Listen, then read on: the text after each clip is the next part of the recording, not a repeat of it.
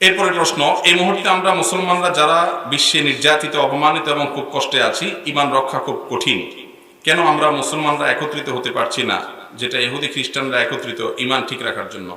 এটা তো 2 ঘন্টার ওয়াজের বিষয় ভাই, সংক্ষেপে উত্তর দেওয়ার মতো বিষয় না। তো যে প্রশ্ন করেছেন আমি তার কাছে বিনীতভাবে আরজ করব যে গোটা বিশ্বের মুসলমানদেরকে ঐক্যবদ্ধ করার ক্ষমতা আপনার বা আমাদের কারোর। একটা কাজ করার ক্ষমতা আছে, তা হলো মুসলমানদের মধ্যে যেন বিভেদ তৈরি না হয়, মতপার্থক্য যেন না হয়। আমি সেই কাজটা করতে পারি কি পারি না? ডক্টর খন্দকার আব্দুল্লাহ জাহাঙ্গীর রহমাল্লাহ বলেছেন, আমার ক্ষমতা নাই, আমার সে পাওয়ার নাই যে মুসলমানদেরকে এক ঐক্যবদ্ধ করব।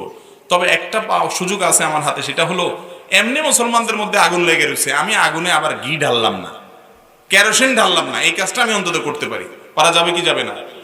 কারোর বিরুদ্ধে বিষোদ্গার করবো না। এখন যে ওয়াজ মাহফিল গুলো একজন আরেকজনের এই হুজুর অমুক হুজুরের গোষ্ঠী উদ্ধার করে, আল্লাহ তাআলা আমাদেরকে মাফ করুক, এটা আমাদেরকে নবী সাল্লাল্লাহু আলাইহি সাল্লাম শিক্ষা দেন নাই।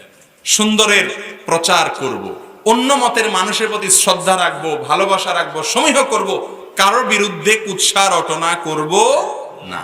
আল্লাহ আমাদেরকে বোঝার তৌফিক দান করুন।